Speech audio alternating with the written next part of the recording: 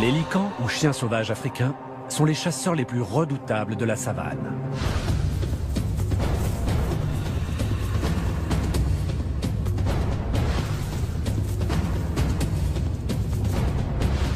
Ces animaux sont des tueurs sans pitié.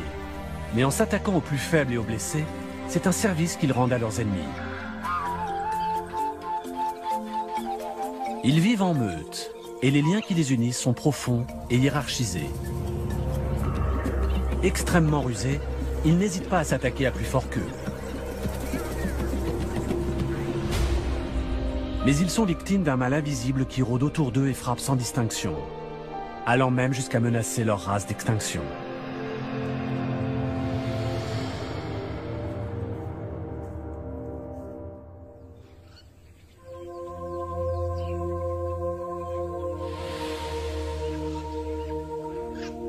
Au sud du Zimbabwe, une meute de chiens africains sauvages vient de s'agrandir de 6 nouveaux membres.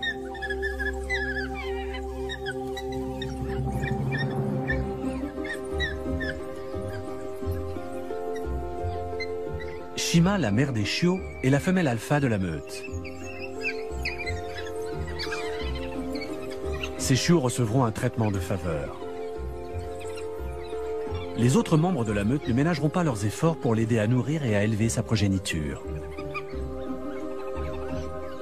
Mais cette race ne manque ni de détracteurs ni d'ennemis chez les humains.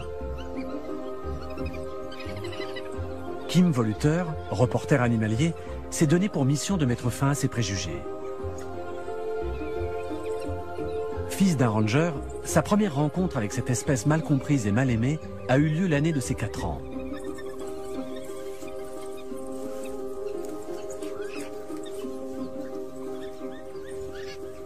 Depuis, sa passion pour eux n'a cessé de grandir. Et voilà déjà plusieurs années qu'il sillonne la réserve de Malilongwe, située au sud du Zimbabwe, pour les étudier. L'histoire de cette espèce qui lutte chaque jour pour sa survie n'est pas toujours tendre, mais elle est pleine d'espoir.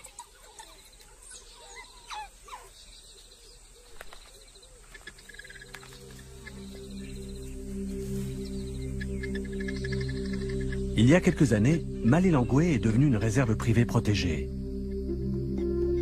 La vie sauvage y reprend peu à peu ses droits. Les conservateurs de la réserve y ont même introduit plusieurs espèces. Mais les licans, eux, n'ont eu besoin de personne pour arriver à Malilongwe, partis sans doute du parc national de Gonarezu, plus au sud, ou du parc de Save au nord. La plupart des réserves privées ne peuvent offrir aux licans un espace de vie suffisamment vaste. Mais la réserve de Malilongwe s'étend sur 40 000 hectares, soit la moitié de la superficie de New York ou de Berlin. Les licans peuvent la parcourir à loisir, sans jamais être inquiétés par les hommes.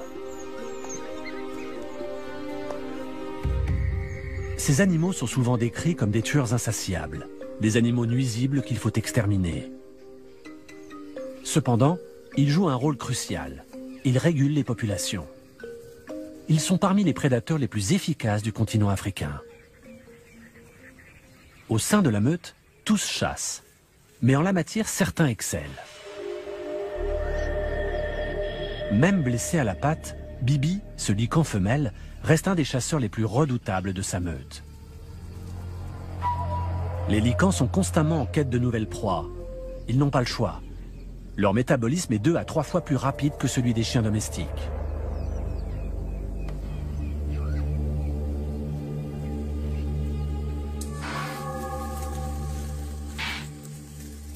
À cette époque de l'année, les impalas sont en rut.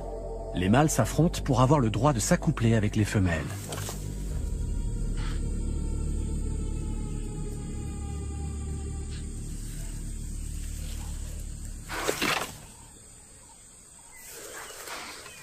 Ces batailles les épuisent et font d'eux des cibles parfaites. Quand les licans prennent en chasse une proie, c'est généralement en meute. Mais ici, à Malilongwe, la végétation est si dense que cette tactique est inopérante. Alors quand la chasse commence, c'est chacun pour soi. Mais quand un lican réussit à mettre à terre une proie, c'est toute la meute qui la dépaisse, et chacun aura sa part.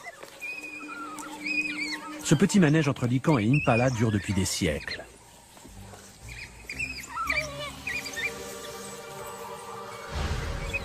Les hyènes ont appris à suivre les licans comme leur ombre, guettant la moindre carcasse délaissée. En combat singulier, une hyène peut facilement se mesurer à un lican. Mais en meute, c'est une autre histoire.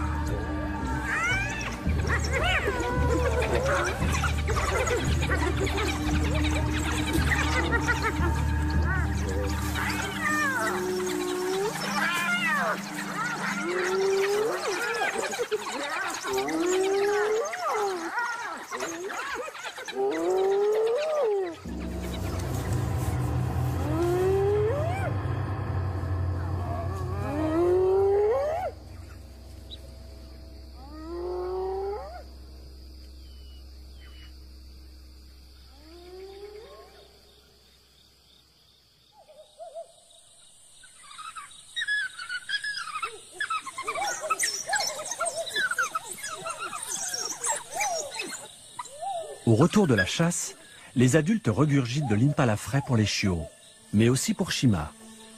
Impossible pour elle de quitter le terrier. Elle doit veiller sur ses chiots.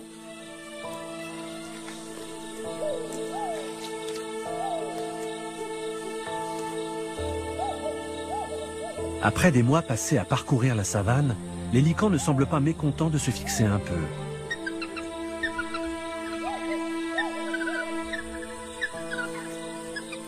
Les chiots de Shima ont commencé à manger de la viande dès leur 3e semaine. Malgré tout, leur mère continuera à les allaiter pendant encore 6 semaines.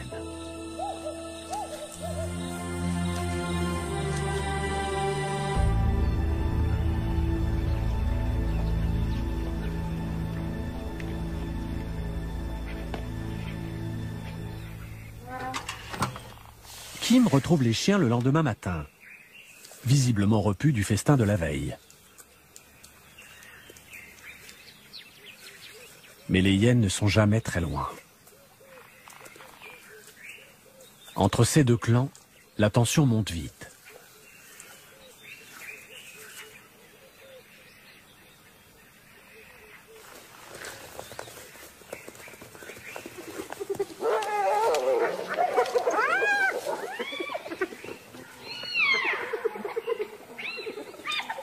Tels des personnages de dessins animés, ils se provoquent souvent, mais en viennent rarement au sang.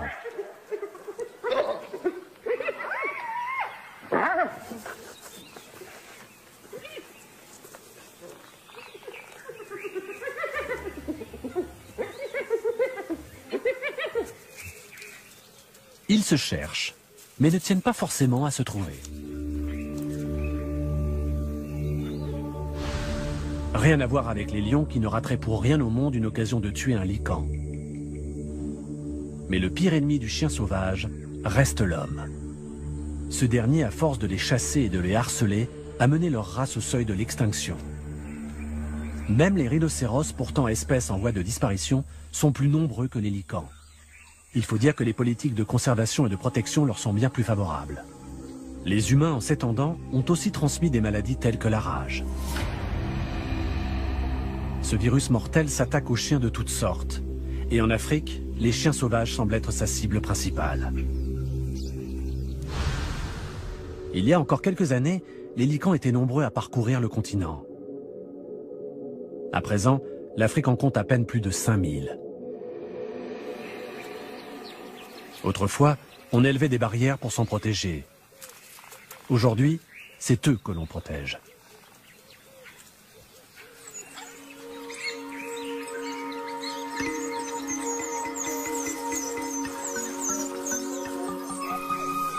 Les chiots ne chasseront pas avec la meute avant plusieurs semaines. En attendant, ils s'entraînent.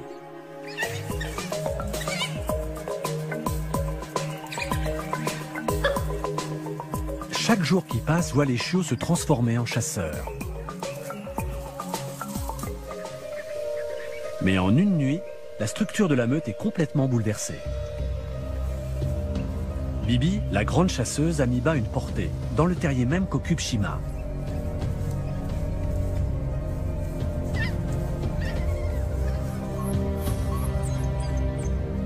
La femelle alpha peut choisir de tuer ou d'adopter les chiots qui ne sont pas les siens. Mais Shima ne produit plus de lait.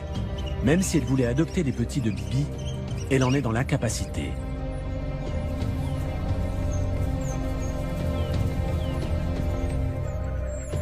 Très vite, les événements prennent une tournure encore plus sinistre.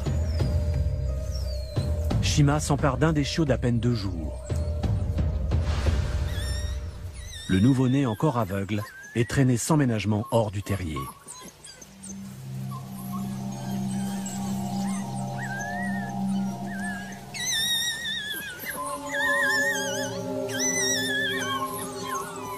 Il semblerait que Shima invite ses chiots à tuer les rejetons de Bibi.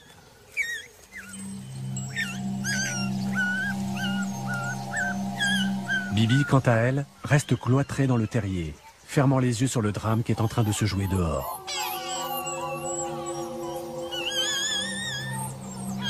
Peut-être est-ce son instinct qui lui dicte de ne pas intervenir, sous peine de s'attirer les foudres de Shima. Elle reste donc à l'écart.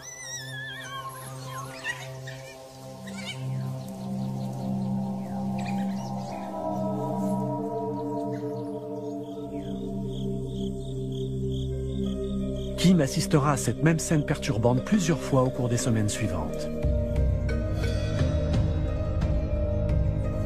À toute heure du jour ou de la nuit, les chiots de Shima s'attaquent aux nouveau-nés et les mettent à l'épreuve.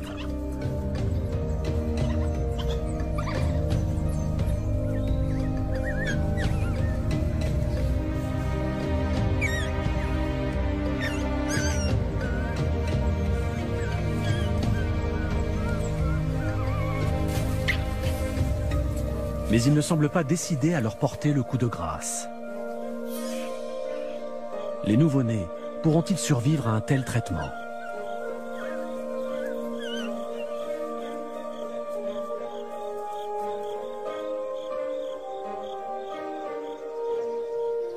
Tandis que les chiots mènent la vie dure à cette nouvelle portée, les licans adultes font prise sur prise.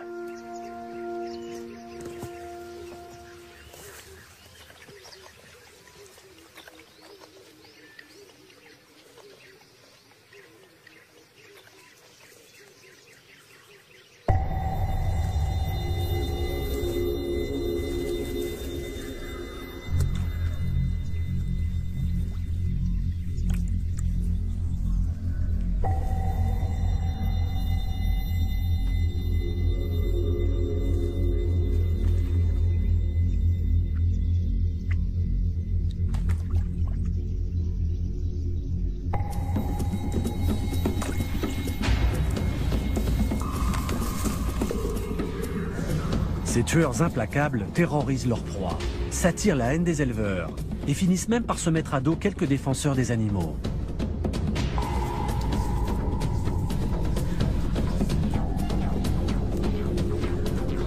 Leur technique de chasse consiste à pousser leur cible à l'épuisement, jusqu'au moment où la mort paraît préférable à la fuite.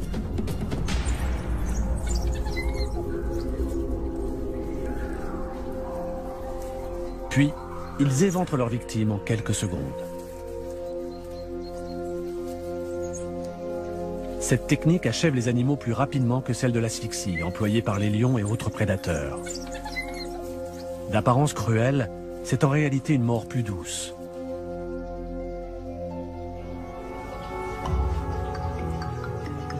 Shima et Punk, son compagnon, reprennent une vie normale, marquant leur territoire de leur sécrétion.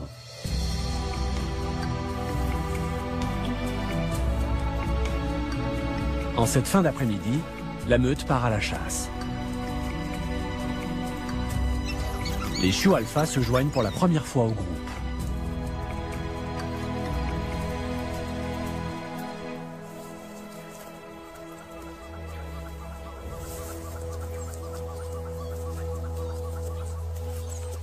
Ils sont jeunes, naïfs et facilement distraits.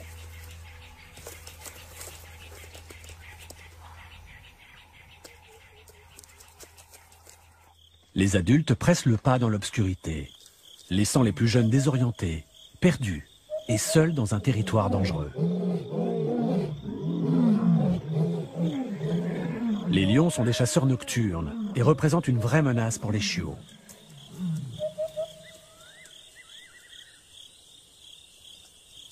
Finalement, ces derniers retrouvent sain et sauf le terrier.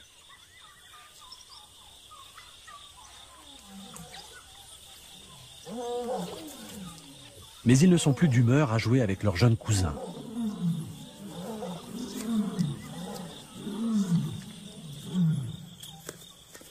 Au petit matin, la meute est de retour.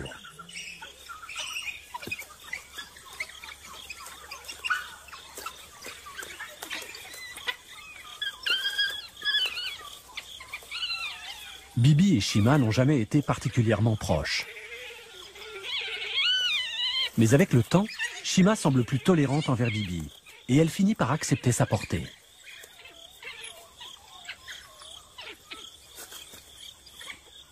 Shima adopte une toute nouvelle attitude envers les chiots de Bibi, qui ont par ailleurs tous survécu à leur mauvais traitement. Elle s'en occupe et tente même de les allaiter. C'est comme si Shima acceptait les chiots de Bibi et les autorisait à vivre et à chasser avec la meute.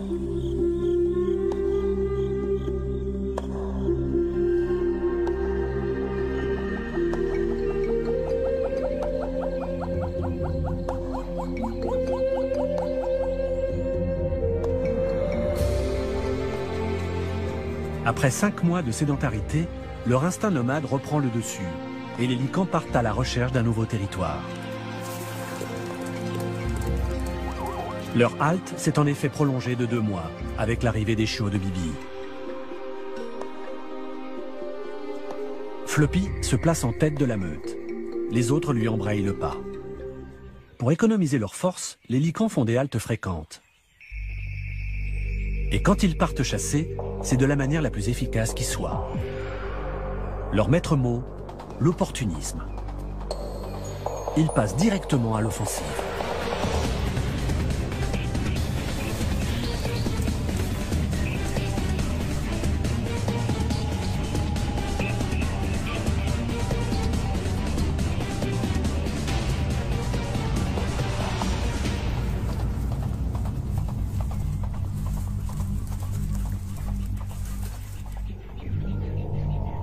Les chiots peinent à suivre, mais bientôt, alléchés par l'odeur de viande fraîche, ils rattrapent la meute.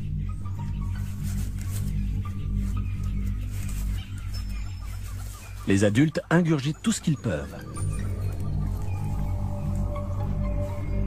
Mais dès que les chiots arrivent, ils se retirent.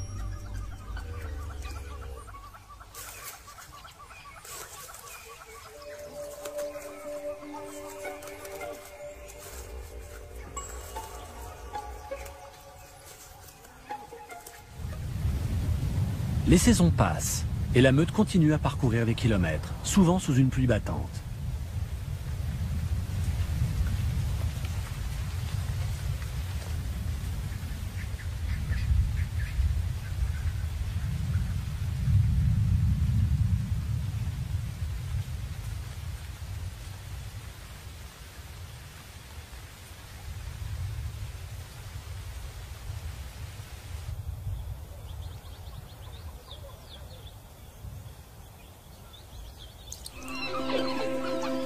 Les chiots de Bibi ont maintenant 3 mois. Non seulement ils ont survécu, mais en plus, ils sont pleins d'énergie et de force. Ils sont devenus des membres à part entière de la meute.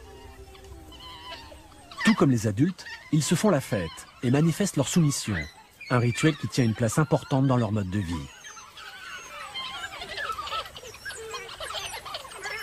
Ce petit jeu a lieu plusieurs fois par jour, et souvent avant de partir à la chasse. La meute compte à présent 21 membres. Tous sont en excellente santé. Plus les chiots ont de l'expérience, plus ils font preuve de curiosité.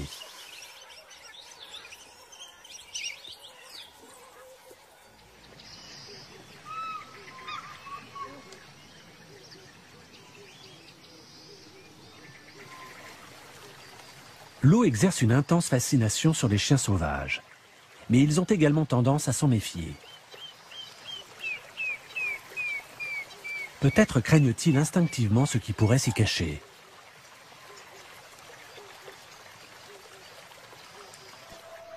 Pourtant, les licans s'approchent de la Shiredzi, la rivière qui marque la frontière occidentale de la réserve. Il semble attiré par la rive opposée. La Chiredzi est plus qu'un simple obstacle. Elle délimite la fin de la zone protégée.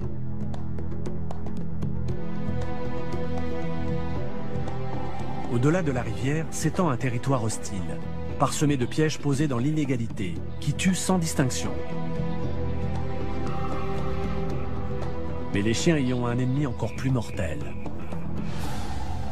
La rage.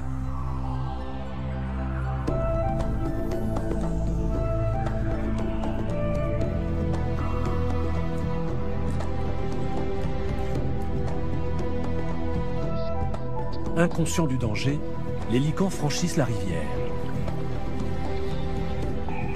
Punk, le mâle alpha, porte un collier émetteur que Kim lui a récemment posé.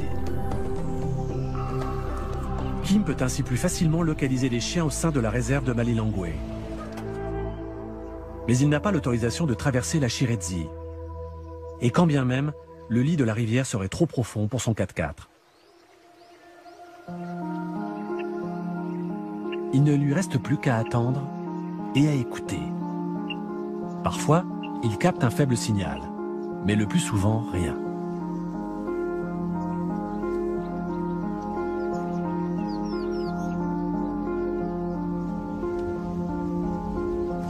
Punk et sa meute reviendront-ils un jour?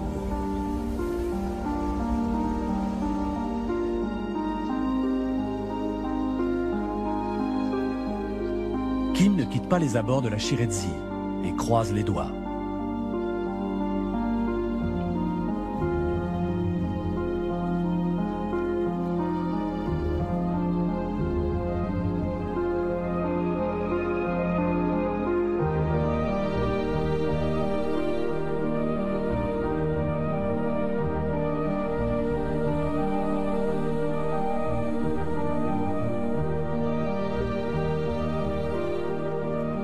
Les jours passent, mais Kim ne peut se résoudre à s'éloigner. Il essaie d'imaginer ce qui se passe de l'autre côté de la rivière et tâche de ne pas perdre espoir.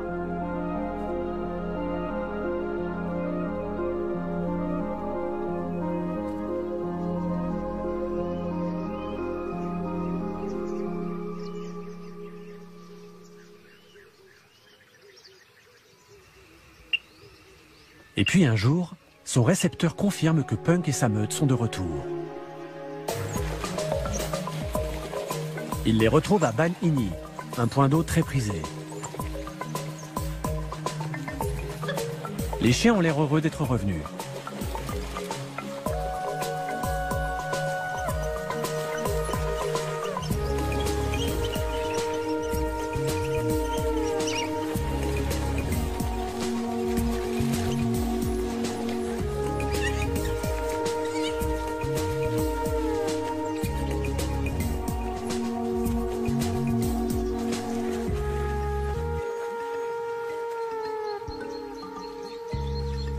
Leur retour a eu lieu juste à temps. La Chiredzi atteint à présent son niveau le plus élevé.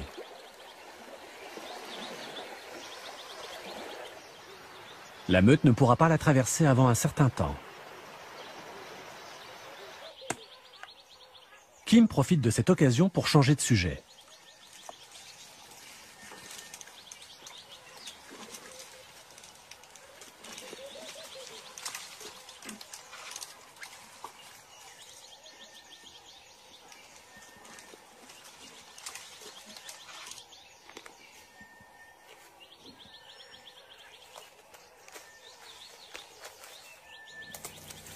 Alors qu'il suit un troupeau d'éléphants, quelque chose attire son attention.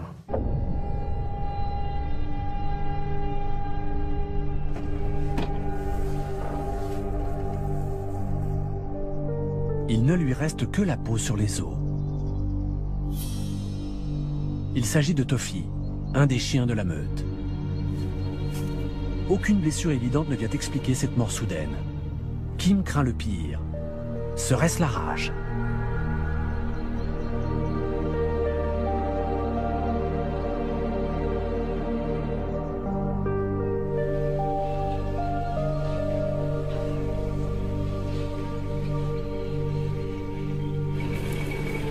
Il part à la recherche de Shima et des siens.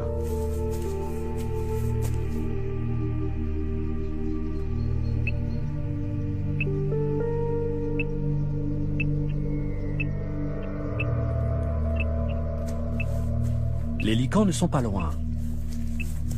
Enfin, normalement.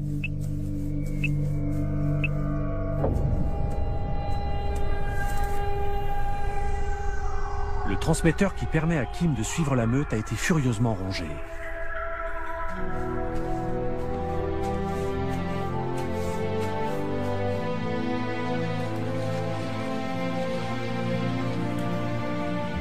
Il finit par retrouver les autres chiens. À première vue, ils ont l'air en bonne santé. Shima est à nouveau en gestation. Mais pas de traces de Bibi.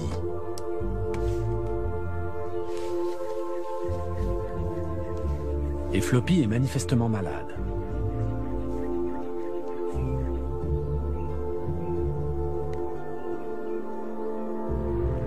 Il est faible, ses pattes ne le portent plus, et son comportement est étrange.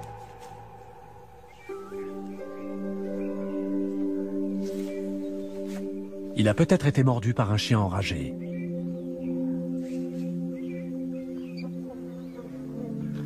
Shima non plus n'a pas l'air dans son état normal. Elle s'en prend aux autres chiens sans raison, ce qui n'est pas dans son habitude.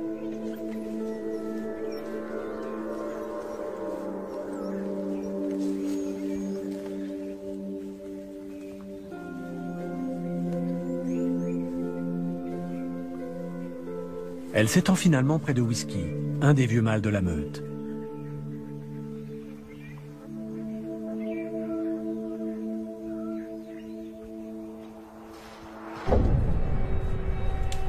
Mais d'autres mâles mordent férocement des branches d'arbres, un autre symptôme évident de la rage.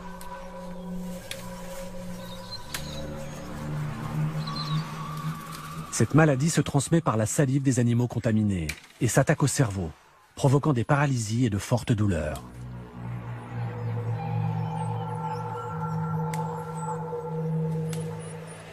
Il existe un vaccin préventif pour cette maladie, mais une fois qu'un animal est atteint, rien ne peut le sauver.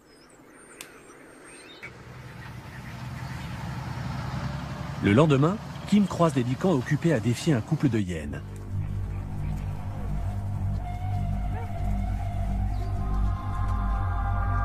Les hyènes sont en train de déchiqueter une carcasse.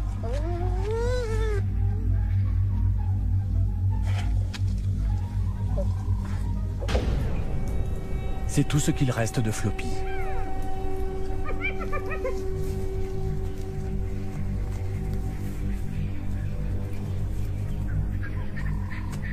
Ces hyènes jouent avec la mort.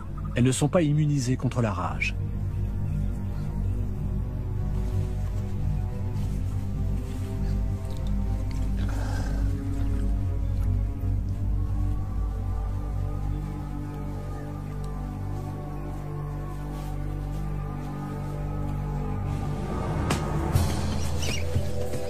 Kim et Bruce Clegg, un ranger de la réserve, entament une course contre la montre et commencent à vacciner le reste de la meute.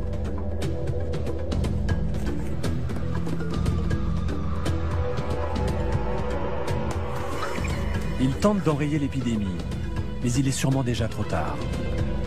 La rage peut se répandre dans une meute comme une traînée de poudre. Les licans se pressent autour d'une de leurs proies. Mais la paralysie provoquée par la rage empêche toute déglutition. Ils maigrissent à vue d'œil.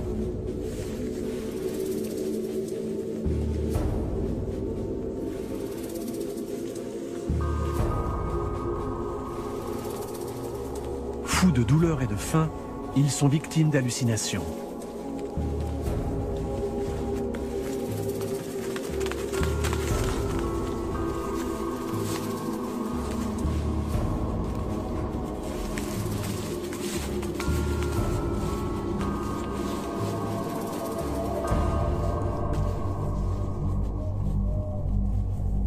La meute de Malilangwe fait peine à voir. Shima a perdu sa portée.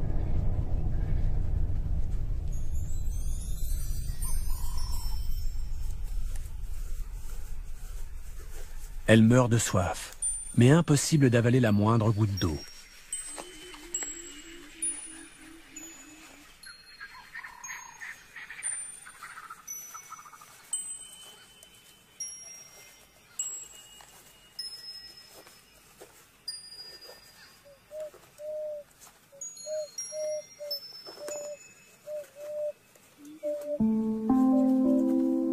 Ses lèvres ont enflé à cause de la déshydratation.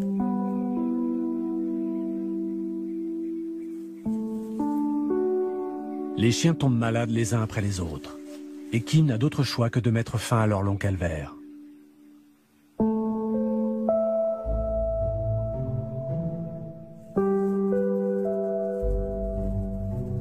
Au final, seuls 2 adultes ont survécu.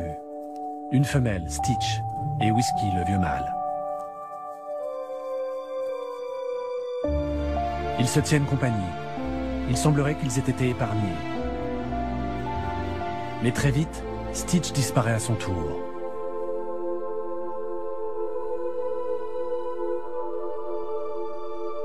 C'est un drame. La meute comptait 21 membres, 20 ont succombé. Whisky est le seul et unique survivant.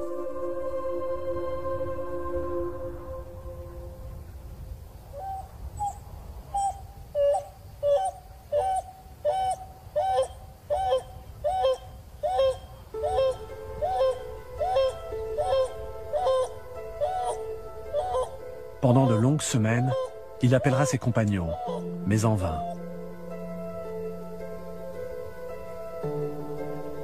Il n'y a plus personne pour lui répondre.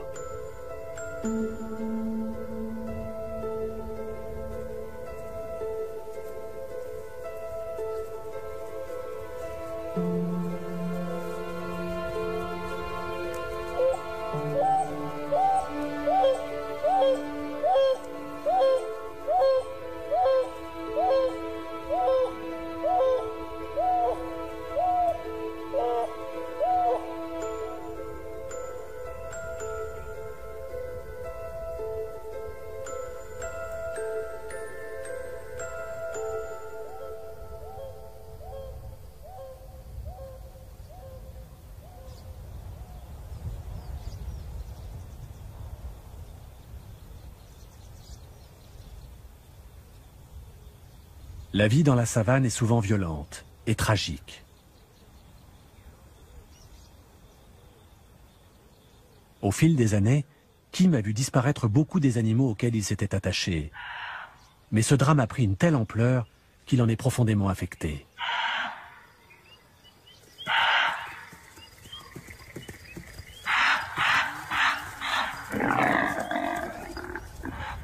Dans la brousse, la vie continue.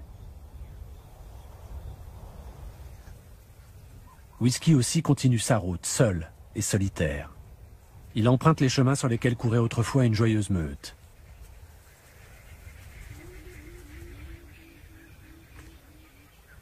Lui aussi finit par jouer de malchance, après s'être à nouveau aventuré de l'autre côté de la rivière Shiredzi. Ce fil de fer est le reste d'un piège à collet qui commence à entailler le cou de Whisky. Son collier émetteur lui a évité une mort certaine, mais la blessure reste profonde. Kim et Bruce l'endorment et lui retirent son collier afin que sa blessure cicatrise.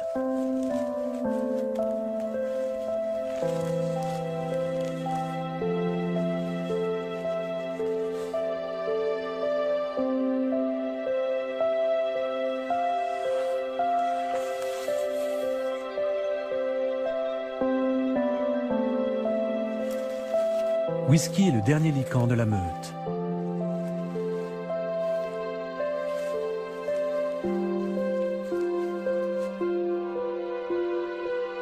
Kim ne le reverra certainement jamais.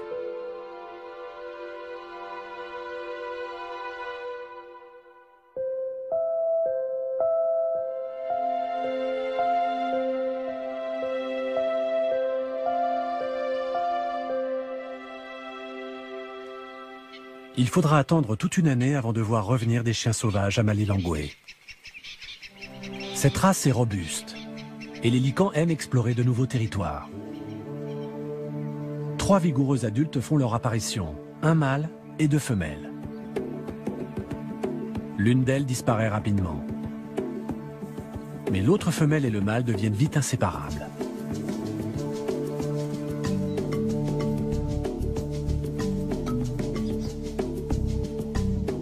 Le pelage de la femelle est magnifiquement tacheté. C'est un des plus beaux spécimens que Kim ait jamais vu.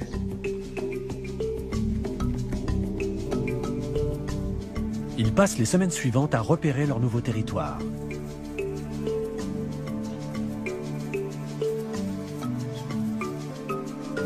Le gibier ne manque pas par ici, et les nouveaux arrivants décident de s'y installer.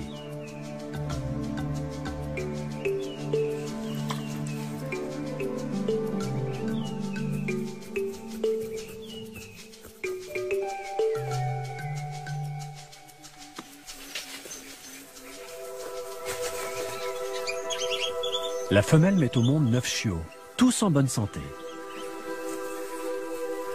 C'est le début d'une nouvelle meute.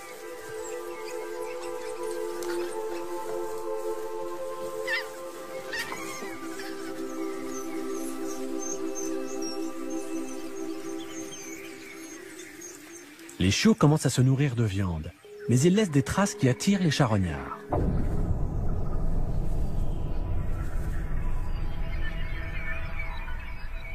Les mangoustes pourraient être porteuses de la rage. Mais cela fait partie du grand jeu de la vie dans la brousse.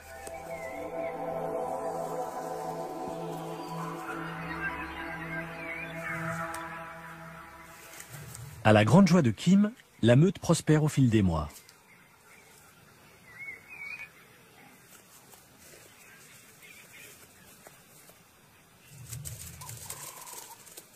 Les parents initient leurs chiots à la chasse.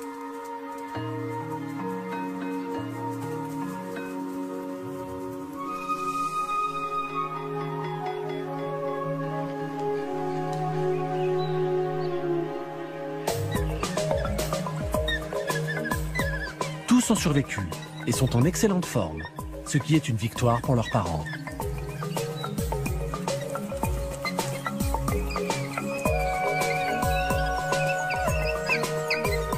Il est très rare qu'un couple de licans réussisse à eux seuls à élever une portée.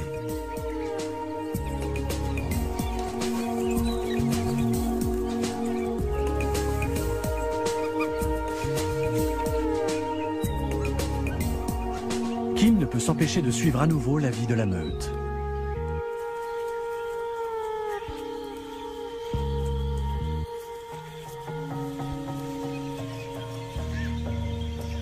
Alors que tous sont en train de chasser, les parents font faire à leur chiot une incroyable rencontre. D'abord, c'est un face-à-face avec leurs bonnes vieilles ennemies de toujours. Cette fois-ci, les deux clans semblent être à force égale.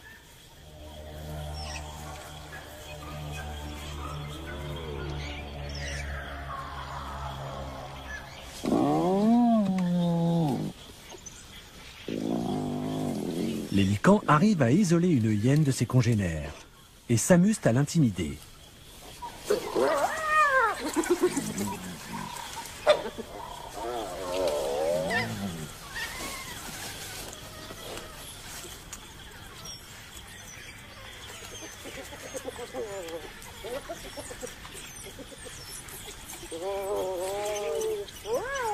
Mais leur cri attire un animal bien plus menaçant.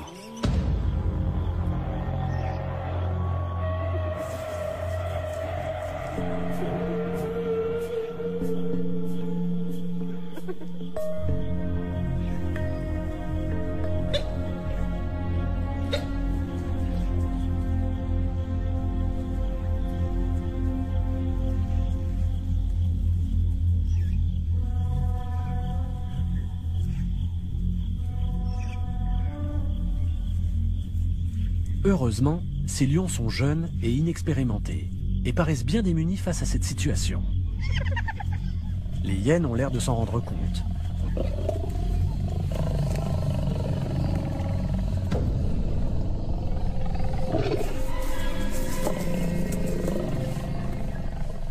Les chiens sauvages, eux, savent qu'ils ont affaire à un ennemi mortel.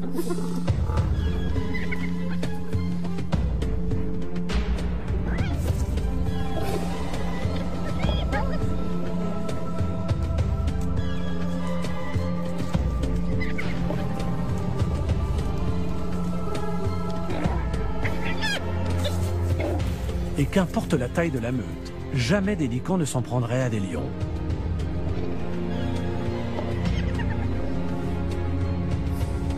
Mais les hyènes refusent de battre en retraite.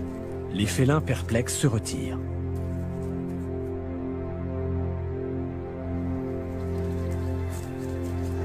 Hyènes et licans peuvent reprendre leur petit manège, comme ils le font depuis des millénaires.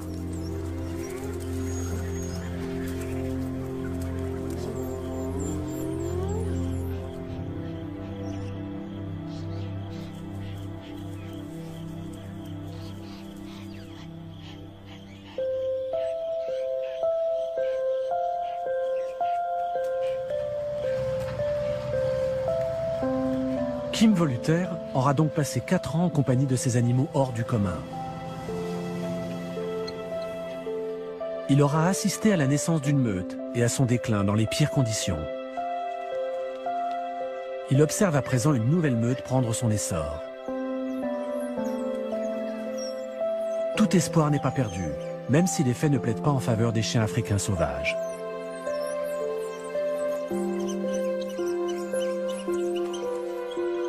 Leur monde est truffé d'ennemis et de pièges. Et au final, c'est l'extinction qui les guette. Mais pour l'instant, ils s'accrochent à la vie, comme leur race l'a toujours fait. Vivant pour la chasse et chassant pour vivre.